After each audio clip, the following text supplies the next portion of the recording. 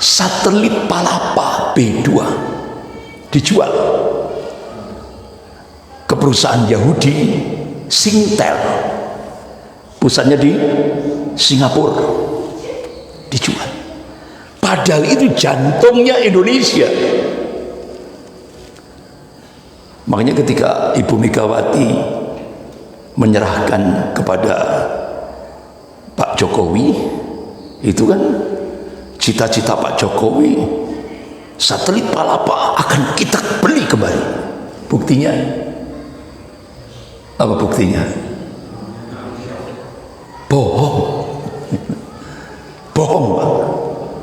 Nah, padahal sampai ditulis 66 kebohongan. Gitu itu masih ada yang mau mengangkat sebagai nabi dari anggota pengurus PSI. Ini Mulyono ini layak diangkat jadi nabi. Loh, pertanyaannya, nabi itu pernah bohong apa enggak? Nah, syaratnya jadi nabi itu kan enggak pernah bohong. Ini jadi ini sudah ya nabinya setan.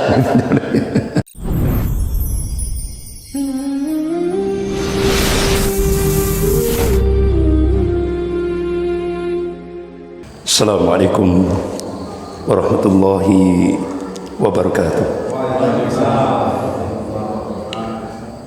Innal hamdalillah nahmaduhu wa nasta'inuhu wa nastaghfiruh wa na'udzu billahi min shururi anfusina wa min sayyiati a'malina. May yahdihillahu fala mudilla lahu wa may yudlil fala hadiya lahu. Asyhadu an la ilaha illallah wahdahu la syarika lah wa asyhadu anna Muhammadan abduhu wa rasuluh. Ya ayyuhalladzina amanu taqullaha haqqa tuqatih wa la tamutunna illa wa antum muslimun. Ya ayyuhan nasu taqu rabbakum alladzi khalaqakum min nafsin wahidah wa khalaqa minha zawjaha wa batha minhuma rijalan katsiran wa nisaa. Wattaqullaha alladzi tas'aluna bihi wal arham innallaha kana 'alaikum raqiba. Ya ayyuhalladzina amanu taqullaha wa qulu qawlan sadida yuslih lakum a'malakum wa yaghfir lakum dhunubakum wa may yuti'illaha wa rasulahu faqad faza fawzan 'azima. Amma ba'd. فإن أصدق الحديث كتاب الله وخير الهدي هدي محمد صلى الله عليه وسلم وشر الأمور محدثاتها وكل محدثة بدعة وكل بدعة ضلالة وكل ضلالة في النار. Ma'asyiral muslimin rahimakumullah, kembali kita membahas tentang masalah ummah, problematika umat kontemporer atau kekinian. Rasulullah SAW memberikan warning, peringatan kepada umatnya. Qala Rasulullah SAW, man asbaha bi amril mu'minin falaysa minni, rawahu Ahmad. Barang siapa yang bangun pagi hari akan tapi dia tidak peduli terhadap problem-problem umat, artinya cuek, masa bodoh, yang penting dirinya selamat, keluarganya selamat, masa bodoh terhadap umat, cuek. Rasulullah memberikan peringatan, falaysa minni, mereka bukan golonganku, kata Rasulullah. Bapak-bapak, ibu-ibu yang dimuliakan Allah, alangkah ruginya kita hidup di dunia ini tidak dimasukkan ke dalam golongan Rasulullah SAW. Sangat-sangat rugi sekali. Sia-sia hidup di dunia ini kalau tidak dimasukkan ke dalam golongan Rasulullah SAW. Oleh karena itu, ayo kita mikirkan umat saja sudah dapat pahala, apalagi kita action berbuat di tengah-tengah umat. plus di hadapan Allah. Bahkan kalau kita buka kitab-kitab sirah nabawiyah, Yaumil Isnin, hari Senin 12 Rabiul Awal, di penghujung waktu duha, saat itu Rasulullah meletakkan kepala beliau di atas dada istrinya Aisyah radhiyallahu anha. Ternyata hari itu adalah peristiwa sakratul maut. Apa yang terucap dari ucapan Rasulullah saat beliau menghadapi sakratul maut? Ummati, ummati, ummati. Masya Allah. Saat menghadapi sakratul maut, Rasulullah masih mikirkan umatnya. Akhirnya malaikat Jibril alaihissalam memberi busra, berita gembira, ya Rasulullah, umatmu umat akhir zaman, tapi Masya Allah, umatmu dimuliakan oleh Allah Subhanahu wa Ta'ala, sehingga Rasulullah tersenyum. Di penghujung waktu duha, Rasulullah berikan wasiat yang terakhir, as-salah, as-salah, as-salah, wattaqullah wa ma malakat aymanukum. Artinya apa? Jangan meninggalkan salat, jangan meninggalkan salat. Wattaqullah, takutlah kepada Allah, wa ma malakat aymanukum, dan berbuat baiklah kepada hamba sahayang. Artinya wasiat terakhir Rasulullah, jaga hablum minallah dan hablum minan nas. Ini wasiat terakhir Rasulullah. Bapak-bapak, ibu-ibu yang dimuliakan Allah, kita kembali membahas tentang problematika umat kontemporer.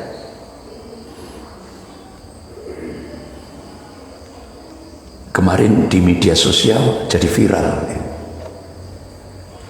Benyamin Netanyahu, ya,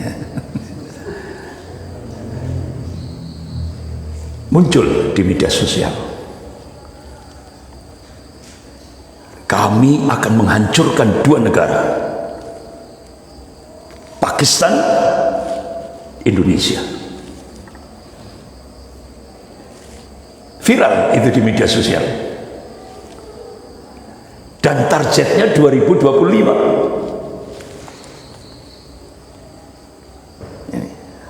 Nah, tahun ini targetnya. Kalau kita lihat apakah ini sebagai sebuah fakta empiris, ya. Dari dua negara itu terungkap dalam sebuah buku, satu berbahasa Rusia yang sudah diterjemahkan dalam bahasa Indonesia, Blueprint Zionis Yahudi untuk menguasai dunia. Terutama dua negara, Pakistan dan Indonesia. Yang kedua, Invisible Hand atau kendali Zionis di balik konspirasi dunia.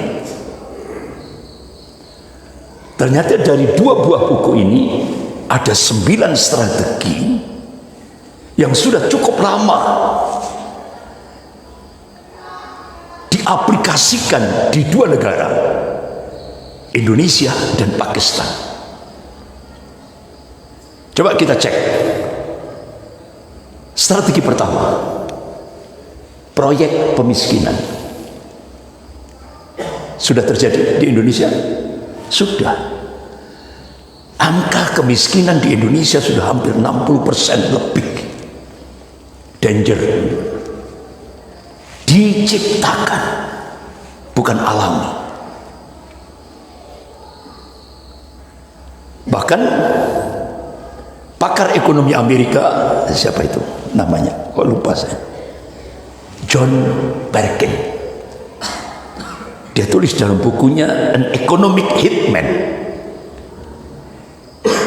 Indonesia adalah prototipe proyek pemiskinan yang berhasil. Itu ditulis oleh Profesor John Perkin dalam bukunya An Economic Hitman, itu pakar ekonomi Amerika. Yang kedua, penguasaan sumber daya alam. Sudah terjadi? Sudah. Seluruh Indonesia Bahkan kota kecil Bojonegoro, ada yang dari Bojonegoro? Kota kecil Bojonegoro, di sana ada blok cepu minyak. Siapa yang menguasai? Exxon Mobil, Yahudi Amerika. Newmont dulu dikuasai Amerika, tapi sekarang sudah dijual ke Cina. Sumber daya alam di Indonesia semua sudah dikuasai. Morowali, nikel, Cina.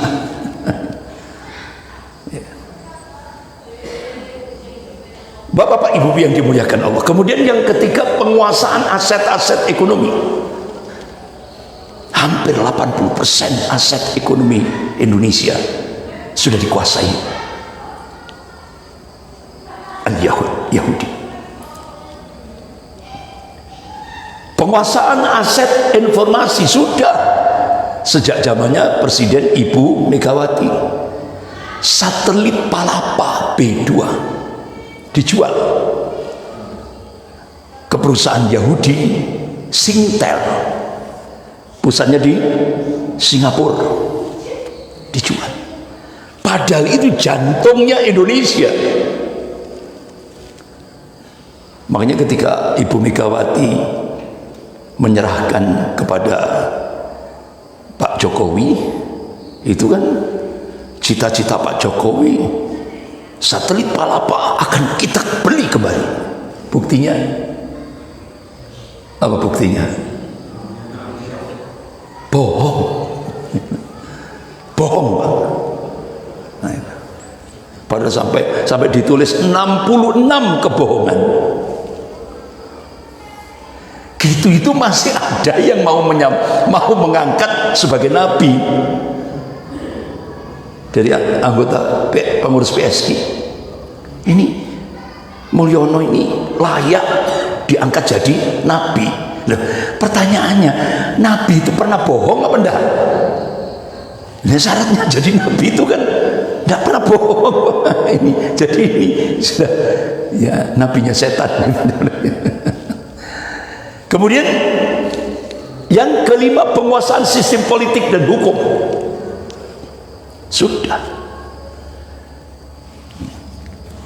Ini yang menyampaikan mantan rektor UGM, Profesor Dr. Sofyan Effendi, di depan tokoh-tokoh nasional, termasuk Jenderal Purnawirawan Tri Sutrisno. Beliau ngomong, tahun 2002 di gedung DPR RI itu berkarung-karung dolar. Tujuannya apa? Untuk menyuap seluruh anggota DPR yang 500 lebih. Tujuannya apa? Ganti Undang-Undang Dasar 1945. Berhasil apa enggak? Berhasil. Jadi 500 lebih anggota DPR itu kalau sudah ada dolar, mata sudah berubah jadi hijau. Berkarung-karung dolar. Sehingga hapuslah Undang-Undang Dasar 1945. Sehingga diketok palu oleh DPR RI Undang-Undang Dasar 2002. Begitu Undang-Undang Dasar 2002 muncul, diketok palu oleh DPR RI, langsung kapitalisme Amerika masuk, komunis Cina masuk, hancurlah Indonesia. Makanya ketika pergantian presiden Pak Prabowo, coba dengarkan itu sumpahnya Pak Prabowo, kan tidak ada Undang-Undang Dasar 45, tidak ada, sudah hapus. Ini musibah bagi Indonesia.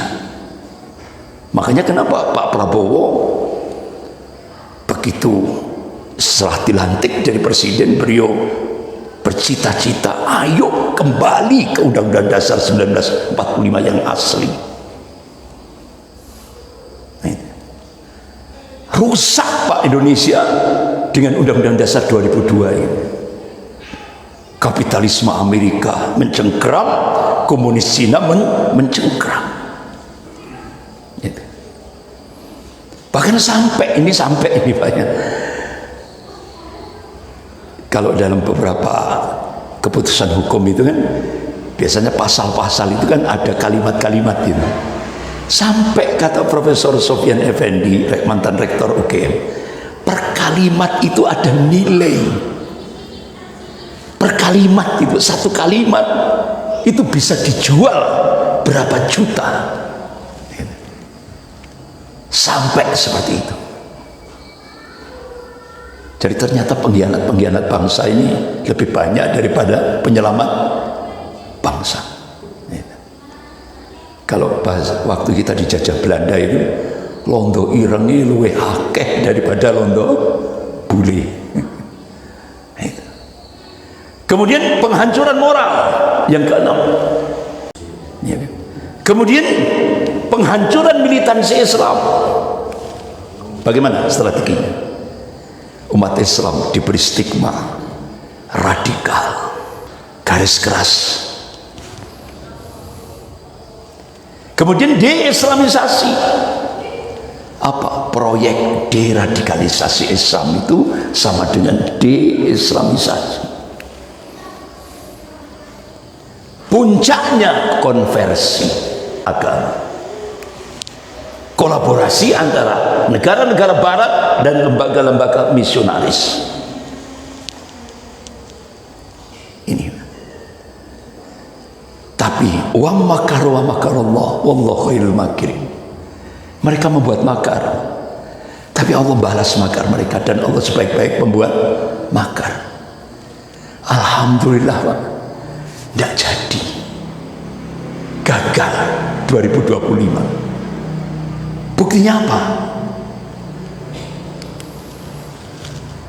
Imam Malik rahimahullah. Imam Malik itu kan imam madhab. Imam Malik, Imam Hanafi, Imam Syafi'i, Imam Hambali, Ahmad bin Hambal. Jadi Imam Malik rahimahullah pernah memberikan statement, Allah subhanahu wa ta'ala akan membalas orang zalim dengan orang zalim lainnya. Lalu Allah akan membalas keduanya. Allahu Akbar. Jadi apa yang diungkap oleh Imam Malik ini hak, benar. Allah berfirman, a'udzubillahi minasyaitonir rajim, wa kadzalika nuwalli ba'dadh dhalimina ba'dha bima kanu yaksibun.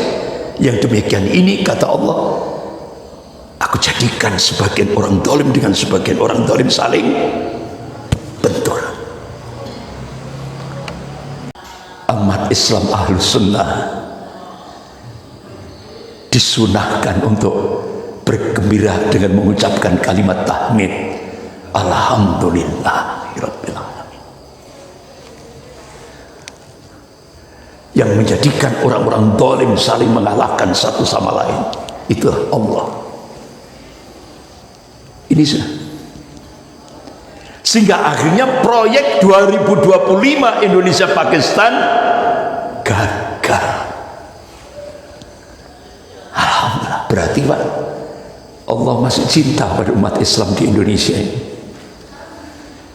Saya bayangkan target 2025 kan tahun ini. Alhamdulillah gagal.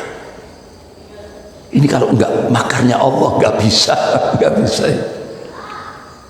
Makanya ulama-ulama Ahlus Sunnah itu sampai, terutama ulama-ulama hadis, itu berani mengeluarkan ijtihad. Inilah yang dimaksud fitnatud duhaima tingkat global. Apa fitnatud duhaima itu? Fitnatud duhaima itu bentuk tasghirnya, pengecilannya dahma, artinya gelap, hitam. Fitnah kegelapan, itu bahasa kinayah. Apa wujud konkretnya? Rasulullah mengabarkan, qala yusbihu rajulun mu'minan wa yumsi kafiran, atau yumsi mu'minan wa yusbihu kafiran. Jadi kalau fitnah Duhaimah itu sudah terjadi, Rasulullah mengabarkan kondisi umatku pagi beriman, sore sudah jadi kafir, atau sore beriman paginya jadi kafir. Why? Kenapa? Qala ya bi'udinahu bi'arti minatnya, dia jual agamanya dengan harga dunia. Oleh karena itu Rasulullah memberikan kabar apa? Kalau sudah fitnah Duhaimah itu sudah terjadi, umatku akan terbelah jadi dua kelompok, mukmin sejati dan munafik sejati. Kalau dalam lingkup negara, negara mukmin sejati dan negara munafik sejati. Makanya bapak-bapak ibu yang dimuliakan Allah, begitu Presiden Thayyip Erdogan datang ke Indonesia, langsung ada MOU Turki, Pakistan, Indonesia, Malaysia, kerjasama aliansi militer dunia Islam. Alhamdulillah sudah ditandatangani oleh Presiden Prabowo. Itu. Jadi ini kita alhamdulillah, artinya sebelum Benyamin Netanyahu menggolkan itu gagal semuanya. Tapi Indonesia sudah punya, Pak Prabowo sudah siap-siap sudah. Karena ancaman itu sudah viral itu Pak, sudah viral. Makanya kenapa Indonesia langsung pergi ke Rusia? Indonesia pergi ke Rusia itu. Waktu itu kan Pak Prabowo menyampaikan di depan Vladimir Putin, 15 pangkalan militer Amerika itu sudah mengelilingi Indonesia. Remote-nya di mana? Darwin, Australia. Sementara 10 tahun Mr. Mulyono memberi karpet merah kepada Cina untuk membangun markas militer di Natuna, Kepulauan Natuna. Itu pun Cina minta tambah apa? Pulau Rempang Galang. Kenapa Cina berambisi untuk menguasai Pulau Rempang Galang? Karena Pulau Rempang Galang itu ada laut dalam yang bisa memudahkan kapal-kapal selam milik Cina untuk merapat, memperkuat markas militer Cina yang ada di Natuna. Makanya Presiden Prabowo langsung ngangkat Jenderal Kunto, putranya Pak Tri, langsung diangkat menjadi Pangkopgab Wilhan I. Begitu Pak Tri ngirim surat ke DPR MPR, lengserkan Gibran. Langsung Mulyono ngamuk, minta kepada Panglima TNI untuk mencopot Jenderal Kunto. Tapi kedengaran Pak Prabowo langsung stop, jangan diteruskan. Akhirnya SK-nya gagal. Tetap Jenderal Kunto tetap menjadi Pangkopgab Wilhan I. Jadi pertarungannya luar biasa ini Pak. Pertarungannya luar biasa. Ya. Bapak-bapak, ibu-ibu yang dimuliakan Allah. Nah, bagaimana makar golongan kafir? Tadi kan alhamdulillah kita bersyukur. Tapi Pak, setelah kita bersyukur, saya perlihatkan data-data prosesnya, dan itu kan perlu kita teliti. Walaupun gagal, tapi kan kita perlu meneliti supaya jangan sampai kita masuk lubang untuk kedua kali. Bagaimana makarnya golongan kafir yang sudah disiapkan cukup lama Pak, cukup lama oleh Benyamin Netanyahu. Nah, oleh karena itu Bapak-bapak Ibu yang dimuliakan Allah, kita coba membuka bagaimana prosesnya supaya kita jangan sampai masuk lubang untuk kedua kalinya. Ternyata Yahudi besar, yaitu Amerika, punya lembaga riset namanya National Intelligence Council, NIC. Jadi Dewan Intelijen Nasional Amerika pusatnya di California, Amerika Serikat. Dia punya menaungi 15 negara. Jadi National Intelligence Council itu menaungi 15 negara.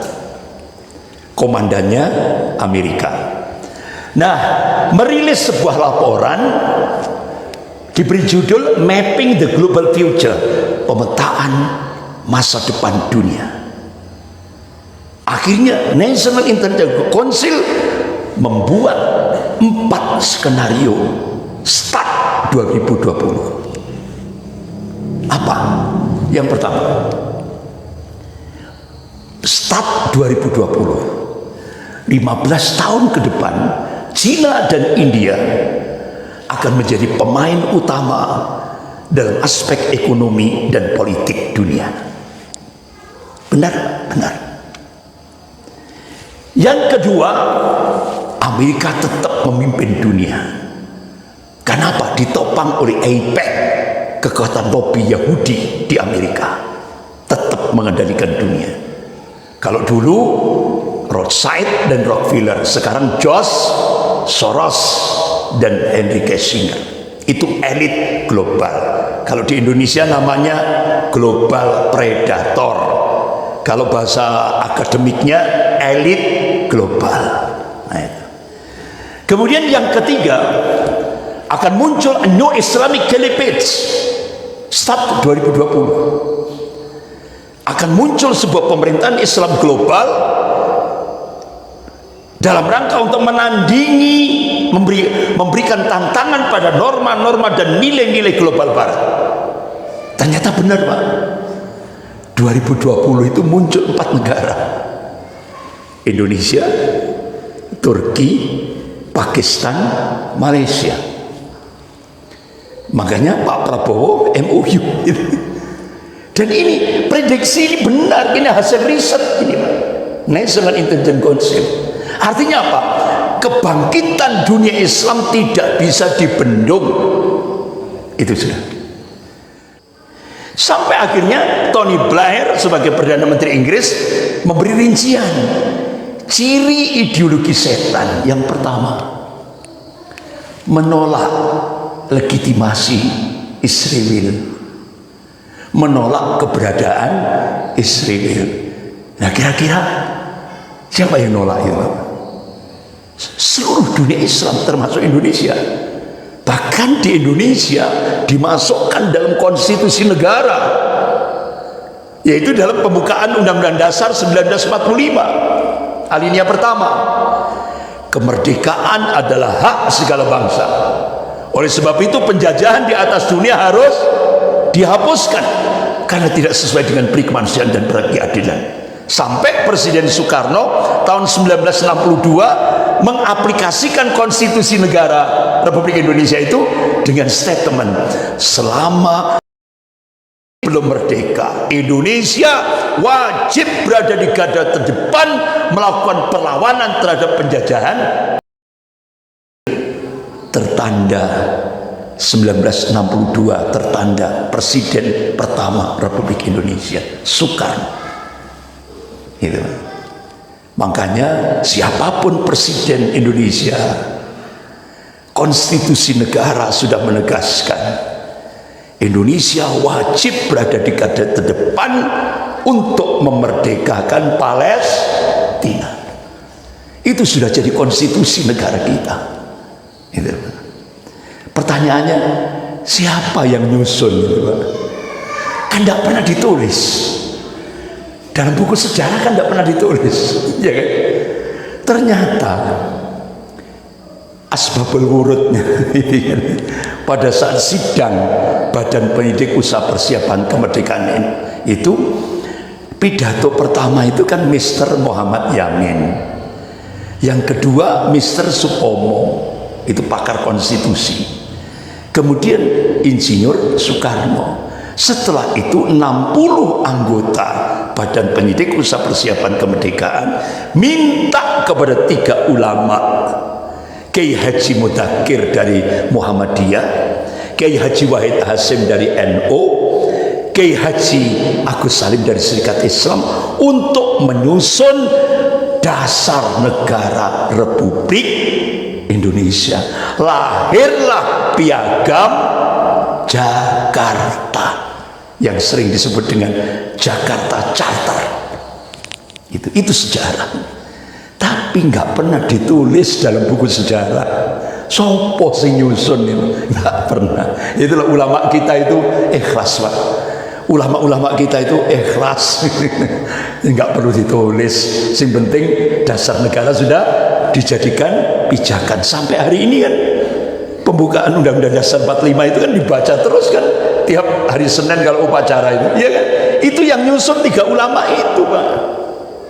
Makanya tadi pagi saya ngisi di Masjid Nur Islam Bukit Cemara 7. Itu kan, kenapa kok di alinea keempat tertulis atas berkat rahmat Allah yang Maha Kuasa Indonesia merdeka.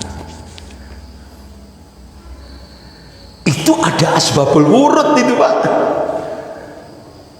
Ada asal usulnya itu. Ternyata tadi pagi di Masjid Nurul Islam BCT saya sampaikan, buka surah Al-Baqarah ayat 218. Itu yang dijadikan pijakan 3 ulama ini untuk memasukkan di alinea keempat, atas berkat rahmat Allah yang Maha Kuasa Indonesia merdeka. Ternyata bunyi ayatnya, innalladzina aman walladzina hajaru wajahadu fi sabilillah ulaika yarjuna rahmatullah wallahu ghafurur rahim. Orang-orang yang aman, yang muwahhid, yang mentauhidkan Allah, wahajar, dan yang hijrah, wajahadu fi sabilillah, dan berjihad di jalan Allah, ulaika yarjuna rahmatullah. Mereka itulah orang-orang yang diberi rahmat dari sisi Allah. Wallahu ghafurur rahim, dan Allah itu Maha Pengampun lagi Maha Penyayang. Masya Allah, Bapak-bapak, Ibu-ibu yang dimuliakan Allah. Ternyata untuk mencapai rahmat Allah itu syaratnya amanu wahajaru wajahadu fisabilillah, tauhid, hijrah, dan jihad, baru rahmat kemerdekaan Allah berikan. Masya Allah, ternyata ulama-ulama kita itu luar biasa, ya kan? Bapak-bapak, Ibu-ibu yang dimuliakan Allah, karena waktunya sudah habis, kita lanjutkan bulan depan, atau nanti bakto adzan ada tanya jawab 5 menit aja, gitu ya. Barangkali ada yang ditanyakan, monggo silakan. Kita akhiri dengan bacaan hamdalah dan doa kafarat majelis. Alhamdulillahirabbil alamin. Subhanakallahumma wa bihamdika asyhadu an la ilaha illa anta astaghfiruka wa atubu ilaik. Wabillahi taufik wal hidayah. Wassalamualaikum warahmatullahi wabarakatuh.